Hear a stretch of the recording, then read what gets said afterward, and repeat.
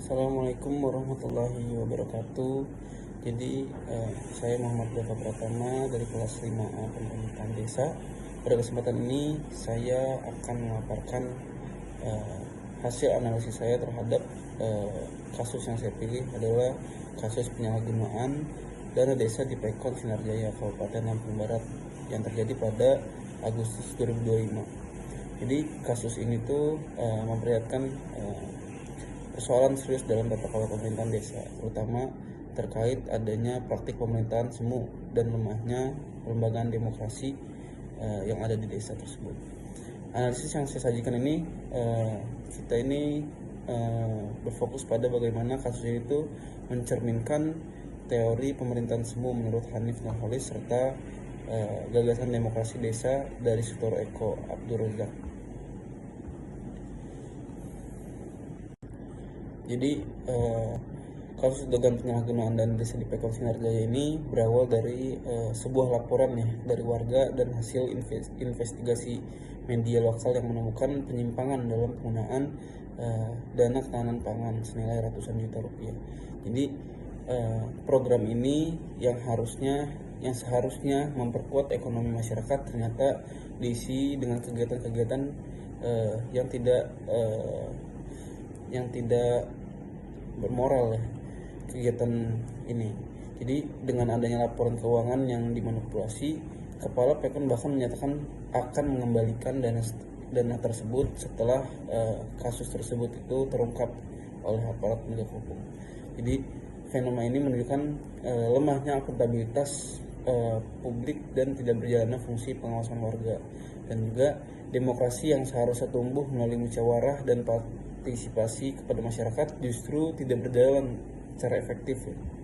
Sehingga desa ini tampak demokratis secara administratif tapi kehilangan makna substantifnya. Situasi tersebut juga menjadi cerminan nyata pemerintahan semu di tingkat desa.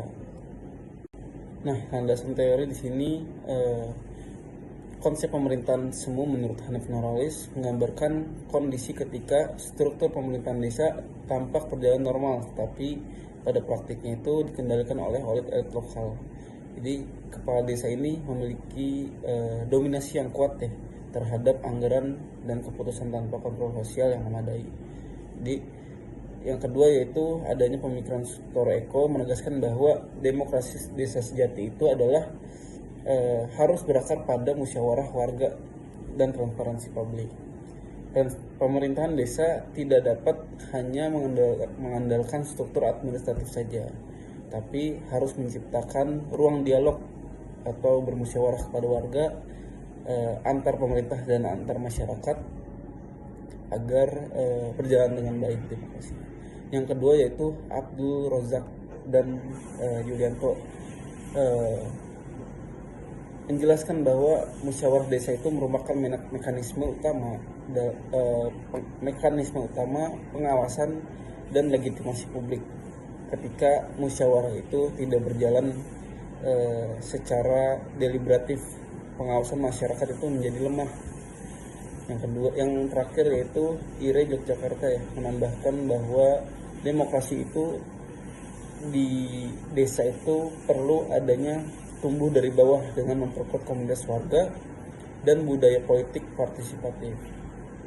Jadi keempat teoritis tersebut atau keempat pemikir ini menjadi salah satu dasar analisis dalam memahami penyalahgunaan dana desa di Pekon Sinarjaya.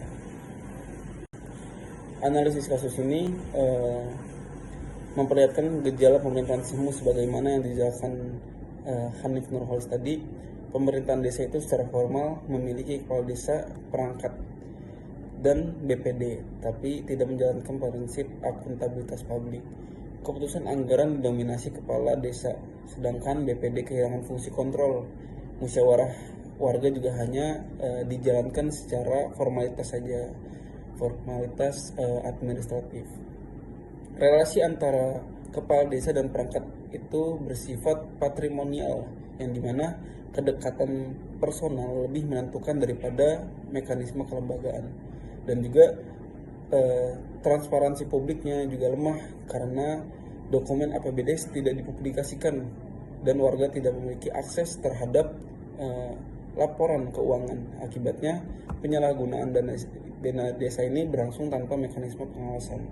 Jadi situasi ini memperlihatkan bahwa demokrasi desa ini tidak berjalan dengan substansial, dan partisipasi masyarakat juga tidak benar-benar diakomodasi dalam proses pembangunan desa tersebut.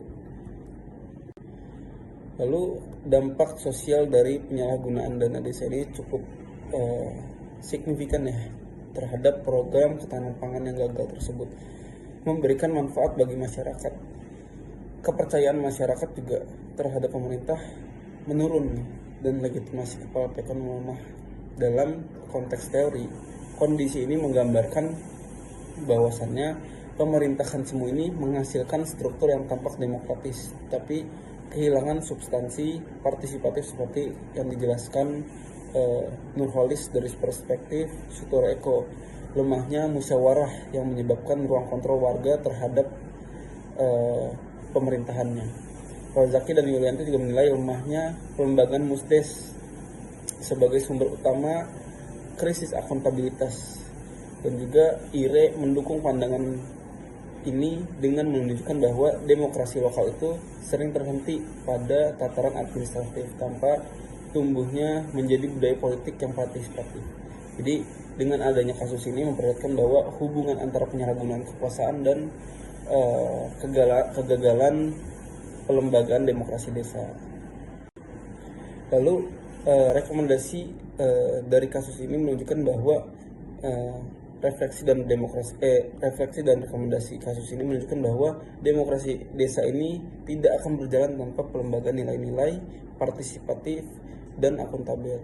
Penguatan kapasitas desa, kapasitas BPD perlu menjadi prioritas agar lembaga ini mampu menjalankan fungsi pengawasannya secara mandiri. Pemerintah kabupaten melalui Dinas Pemberdayaan Masyarakat dan Desa sebaiknya mendorong publikasi APBD secara digital agar masyarakat itu dapat mengakses informasi penggunaan dana secara terbuka. Lalu musyawarah warga juga harus dikembangkan menjadi forum deliberatif yang tematik dan terbuka, bukan hanya sekedar seremonial saja. Pengawasan berbasis komunitas termasuk Karang Taruna dan lembaga adat dapat menjadi kontrol sosial yang efektif dalam jangka panjang.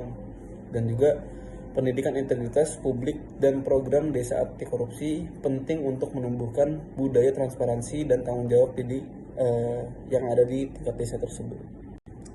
Kesimpulan yang saya ambil adalah dengan adanya kasus ini memperlihatkan bahwa penyalahgunaan dana desa ini merupakan cerminan pemerintahan semu yang kehilangan nilai demokrasi dan akuntabilitas, dan juga aparatur desa lemahnya musyawarah dan minimnya partisipasi warga membuat pengawasan terhadap kebijakan tersebut tidak berjalan.